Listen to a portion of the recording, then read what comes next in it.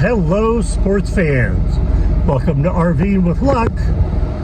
I'm Ralph Luck, and this video is going to be about a couple of different exciting things going on this week over multiple days.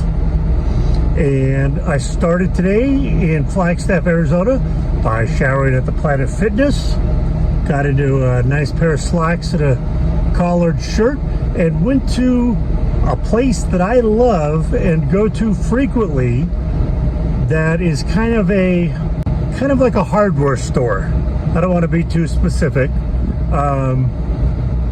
And I've traveled across the country and went to these places, and I've always had great customer service and love all the goodies that they have. And I went in today and did an interview, and she hired me on the spot. Unfortunately, it's only a part-time job to start with, but that's okay. So let me show you where we're at now. Probably the worst place to be with actually beating out Walmart. So it's the laundromat. Now I like this laundromat, and I'm sorry if the AC's blowing and making the noise bad, but I'm at the laundromat. You know, a lot of people complain about going to Walmart and the people there, customers. Laundromat is worse. Nobody can drive and figure out where to park, and it's a nightmare to park. Then you go inside, and this place is great. It's got rows and rows and rows of good quality washers and dryers, but there's just like, it's like going in and I'm in an apocalypse. There's zombies that are just blocking the road. It's so difficult to even walk through that area and do what you need to do. Just nobody's in a hurry and don't have a clue about their surroundings. Gonna pick up a few packages today. I'll make sure that I film what those are, and then on Wednesday, so 2 days from now, I'll be showing you the Blue Ox tow hitch receiver that's going to be part of it installed on the front of the Jeep that will then connect with a bar to the back of the RV. So of course you wanted to see the inside of this magnificent laundromat. It's always packed, but they've got great machines. A little on the pricey side, but there you go. All right, got the laundry done. Sitting here taking up my whole passenger seat. And next, I went to get a spare key for the Jeep because it only came with one. And I found out right away it has a little computer chip in it. So it's $95 for another key. But since this needs a key to open the doors and start the engine, I'll need to keep a spare key in the RV. Then I went to Whole Foods, which is like a Sprouts grocery store, and they have a dedicated Amazon area there. And I went in because my seat covers showed they arrived the other day. They said they couldn't find anything by my email, and I was never given a barcode, and there's no option to get a barcode. I had the tracking number and show it was delivered. They don't even use the tracking number. So I called Amazon, and they said it's a third-party seller, and here's the link to send them a message. So I sent them a message saying, I don't have the package. It would never arrive to me. I did have the store manager go back into the shipping receiving area looking for it, because I have a feeling it was not sent to Amazon. It was sent to Whole Foods with my name. So we'll have to see. I'm hoping to get seat covers soon because I think they're pretty important. So with that in mind, now I'm here at an office supply store where my P.O. box is, and I'm supposed to pick up a package. Let's go see what that is. Well, in the package was another Top Tees product. This is the digital anemometer TS-301. So I'll be reviewing this over the next week or two, and it'll be in a future video. Time to head home. And I got my first duck and an invite to the ducking Facebook website. And she said you have to name your Jeep. So I think I'm going to name him Lucky. And of course there's nothing like getting a visitor in the morning. Moo.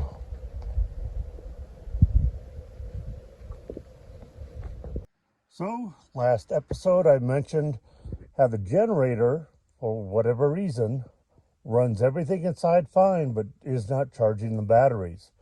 Yes, I know there's a 30 amp breaker on my generator, but when I turn that off, nothing happens inside.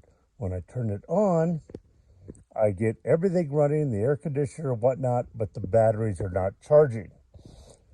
Last episode I mentioned that I could run the RV main engine for like 20 minutes at a time, and it was charging the batteries. Well, it started doing this. From the alternator, I don't know, to the battery, to the batteries being charged by the alternator, and then I think this cable goes to the house batteries through this 150 amp fuse. And it was working last week. Now it's tripping all the time after like 2 minutes of running the engine. When this trips like that, it comes out, it's no longer charging the house batteries. So I got a new one. I'm going to install it, see if it was the breaker or if it's something else along the way.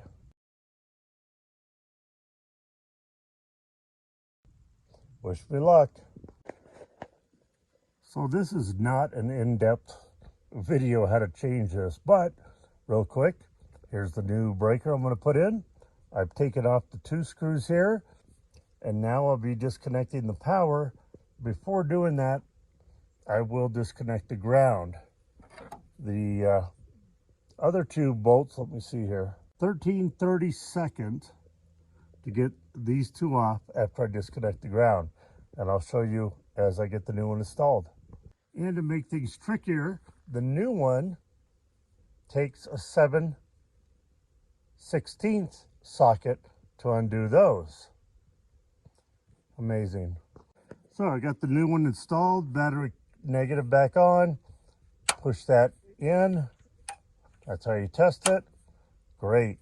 I should note that this one was replaced about 2 years ago. So I put this guy on, and I'm hoping now with this on, everything's tightened down, it will work and not pop. And not to worry, Ninja is watching and supervising, making sure it's all done okay. Right, Ninja? Oh, didn't mean to wake you. Close your eyes again. So far, so good. Hasn't popped out yet, but it's right about this time that it normally happens after about 2 minutes of running it. So we'll see. I'll check back in about 5 minutes. And that engine noise scared Ninja. Poor kitty, so she had to run a little ways. Our next location that we'll be moving to is by the Belmont, Arizona area. That's about 20 miles west of Flagstaff. Beautiful area. And where my buddy's going to come up to do some archery deer hunting. So we'll check back on this breaker in about 5-10 minutes. So as you can see, the sun technically hasn't set yet, but sunset is in about 10 minutes, which is about 7:40 p.m. And I just checked the temperature, it's 78 degrees Fahrenheit now. What a difference. So it's been about 10 minutes, and Ninja has informed me that the breaker's still holding. So we'll give it about another 5 minutes of charging the battery, since I was down to about 13%. I have lithium batteries, so I can drain them down to 0. Don't do this with your acid batteries or anything but a lithium battery. Those other batteries, if they're not lithium, you can only drain to 50%. After that, you start damaging it. So, I don't know if I mentioned this, but I sold the tow dolly. Anyway, I was supposed to be set for tomorrow to have my Blue Ox trailer stuff mounted to the front of the Jeep so that the RV could tow the Jeep and we'd be on the road again. Well, the parts aren't in today like they were supposed to be, and now they're showing Friday to be in. So I've got an appointment Saturday morning, which you won't see in this video, I'm sorry to say, but hopefully parts come in Friday, and Saturday I get it installed, and then Sunday we'll be on the road to Belmont. Got a beautiful spot there. I hope it's still open. Okay, let's go check that breaker. Woohoo! 15 minutes later, it's still holding. Like I said, I don't know, I've never had another vehicle with this option to have the alternator charge not only the battery in the RV, but the house batteries. But this is the third one of these guys that I put in. Luckily, they're only like 20 bucks. And of course, everybody loves to see Ninja and the beautiful orange glow of the sunset from northern Arizona. So we're showing 100%, which probably is not the true amount. I was down to about 10% when I started the engine 15 minutes ago. It went to 20, 30, 40, 50, showing 100% now, which it's not at. But that's good news, meaning it's charging it. We'll see what it is once I shut off the engine in about 5 more minutes.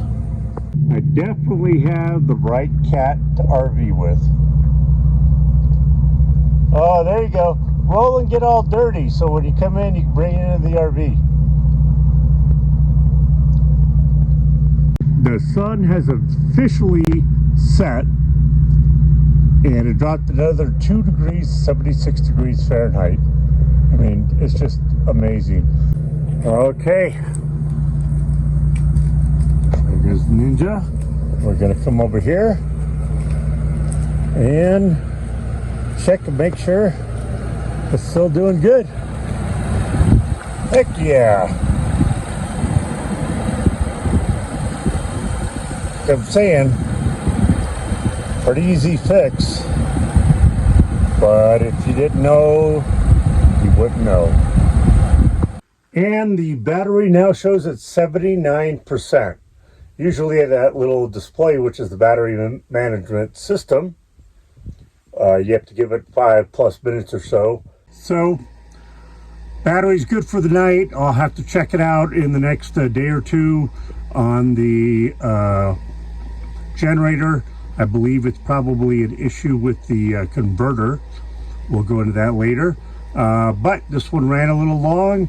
Had to show you lots of Ninja, and maybe I get some people that wanted to know about the way the alternator is set up to charge the house batteries and what struggles there are. But thank you from Ninja and I for watching. Please smash that thumbs up button, and if you're not already a subscriber, we'd love to have you join the Luck Club. Ninja and I would always appreciate more friends. So you have a good rest of your day, night, evening, or morning, and be positive, be nice, be active.